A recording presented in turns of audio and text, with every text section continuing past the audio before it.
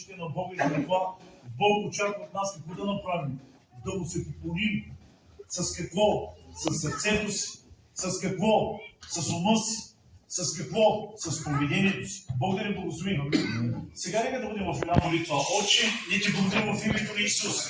Да, Господи. Че имаме тази възможност да бъдем в Твоя дом. Където, Господи, татко, да открием себе си пред Тебе, Боже. Идваме пред Тебе, татко, такива каквито сме. Идваме, татко, с недостатъци, с пороците си, Господи, татко, с греховете си идваме пред Тебе, Боже. А Ти си Господ, който може да ги очистиш. Ти си Бог, който може да ни освободиш.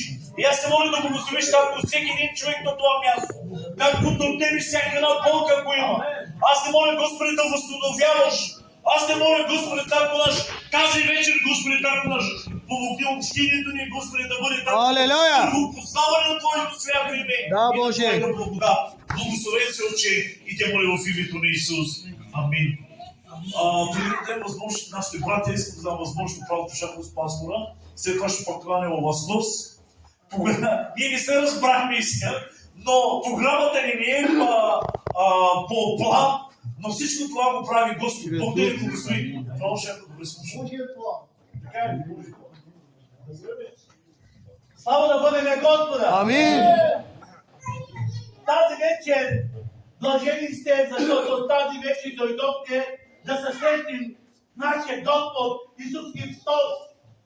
Този Бог, който те възлюби. Този Бог, който даде живота си. И тази вечер блаженствени, когато идваме в дома на Господа. Ние не идваме в парчето, ние идваме пред някакво място, което да се наслаждаваме, да играем, да скачаме, но ние дойдохме да имаме общение с нашия Господ Исус Христос. Ние ти благодарим на нашия Господ, че тази вечер ни даде възможността да дойдем в това село. Да го издигаме, да го прославяме, защото той се служава. Аз тази вечер няма да проповядаме, ще дадем възможността на другите братя, защото те имат какво да кажат, да хвалят Господа. Защото Божието Слово казва, че не ли тези, които са казва, изкупени казва, да дойдат домът на Господа, да ме прославят. Не ли тези, които аз дали живота си и пролях своята свята кръв, да дойдат домът ми, да ме издигат и да ме прославят. Брати и сестри, искам да хваля Господа, защото Той се служава.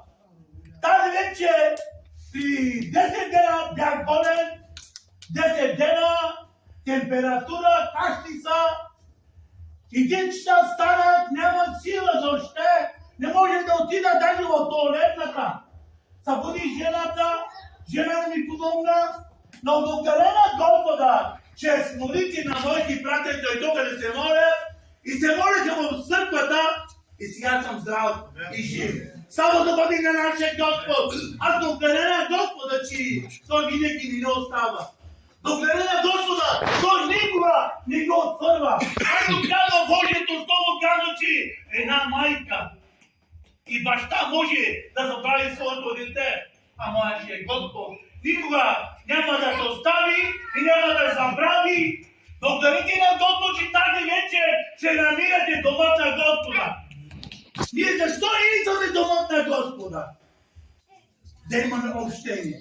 Ако идваше тук някой известен човек, като кмет или президент, всеки целият село щяха да дойдат не заради Господа, но заради човека.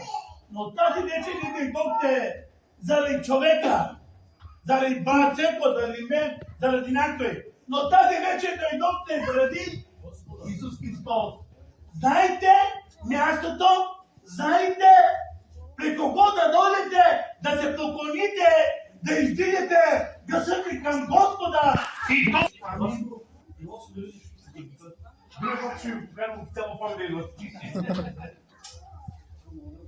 Бог е спокоен. Спокойно. Халелуя. Да бяга сега. Аз ще кажа едно свидетелство за насърчение на църквата. В една година бях брат и сестри в Холандия, но аз не знаех, че има камък в бъбръците. Който минал този път, той ще ме разбере. в камък, в бобърка, като имаш брати и сестри, по-силни болки от майка, която ражда. Брата и сестри, когато работя, това нещо ме освобождаваше. Като работех физическа работа и самото тялото ми, така че ми загряваше, чувстваха болки. Но когато ме заставах на едно място и с мене беше моя баджанак от Сливо. И какво става с теб? И аз в мислите викам, Боже, аз какво става с мен? Мя те и храна ме ходен го народ, а пък да слаги аз нас. Когато работя, добре ми, когато не работя, лошо ми. Един ден съмнението почна в мен. Почна вече самите мисли да говорят. Те в стаята бяхме около 7-8 човека на различни стаи. Ядат, пият хората, аз в другата стая бия се с болки. Взех да плача. Баджанатка ми беше кюпите пиян. Дойде при мене брата и си се той пресня. И аз казвам, Баджо, ако умирам, няма как да ме закарате. Така да направи моя Бог, викам, да се прибирам, да вкъщи да умирам. Много болки имам тук, викам.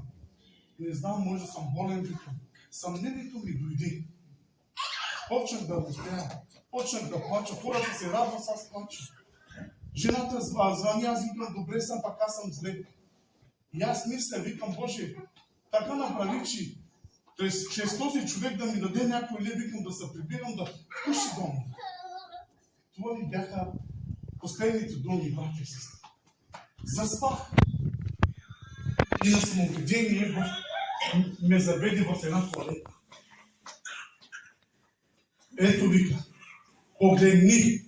И ме дика в чинията, брате си си, като един Бог. И свъртна. Заболяма, брате си си. И аз станах.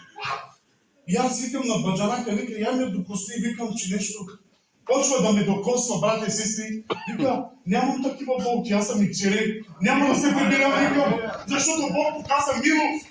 Алелуя! Какво ли щеше да се случи с мен? Понякога Бог е на мястото си, но ние не сме на мястото си. Когато отиде пророка да каже, Езекия, приготви се, така казва Господ. Избогливай се. Лети прошкате комшоден, да те пален, да те пиен, да и приготви се за смъртта си. Понякога ние забравяме милостта. Понякога ние не се сещаме за него, защото друг Бог живее. Заменяме го много често, както го замени еврейски народ.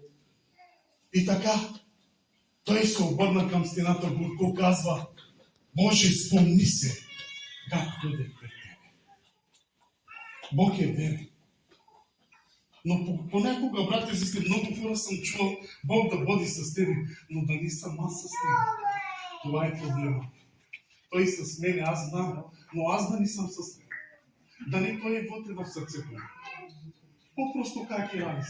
Човек като това по-голяма нужда, когато удра вратата и се чува заето, можеш ли да влезеш ти вътре?